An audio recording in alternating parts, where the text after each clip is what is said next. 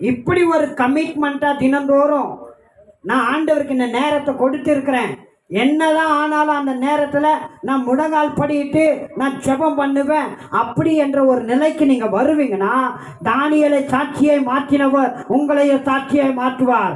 தானியேலை கனப்படுத்தினவர் உங்களையே கனப்படுத்துவார். தானியேலை காப்பாற்றினவர் உங்களையே காப்பாற்றுவார். தானியேலை ரட்சித்தவர் உங்களையே ரட்சிப்பாரு. தானியேலை மேன்மைப்படுத்தினவர் உங்களையே மேன்மைப்படுத்துவாரு. ஹல்லேலூயா. இப்பேற்பட்ட நிலைக்கு வரணுங்க. எத்தனை பேர் மகிமையான வாழ்க்கை வாழணும்னு விரும்புறீங்க?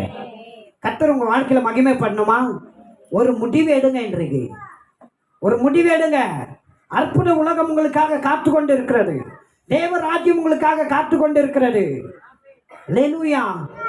சிங்க கெபில போட்டோம், அந்த சிங்கங்கள் அவனை சேதப்படுத்தல. ஆனா யார் குற்றம் சாட்டினாங்களோ அவர்களையும் அவர்கள் மனைவி பிள்ளைகளையும் சிங்க கபில போட்டாங்களாம். அவங்க அடியில போய் சேரத்துக்குள்ளாக சிங்கங்கள் அவர்கள் எலும்புகளை நொறுக்கியலாம். இதுதாங்க மற்றவர்களுக்கும் உங்களுக்கும் இருக்க வித்தியாசம்.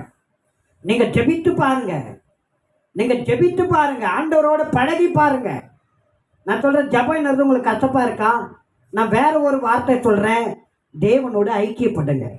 தேவனோடு பேசுங்க. தேவனோடு பழகுங்க. தேவனை அறிந்து கொள்ளுங்க. நீங்க ஜெபிக்கும் போது அனைத்து காரியங்களும் உங்களுக்கு உண்டாகும். நீங்க அவர் பாதத்தில் போய் உட்காரும் போது அவர் உங்களை வெறுமையா அனுப்புவாரா? நான் சொல்றேன், அவர் கிருபை உங்க மேல இறங்கும். அவர் தயவு உங்க மேல இறங்கும். அவருடைய இரக்கம் உங்களுக்கு உண்டாகும்.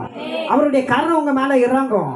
அவருடைய அற்புதங்கள் உங்களுக்கு இறங்கும். அவருடைய அதிசயங்கள் உங்களுக்கு இறங்கும். தேவ ராஜ்யம் உங்களுக்கு இறங்கும். தேவ தூதர்கள் உங்களுக்கு இறங்குவாங்க.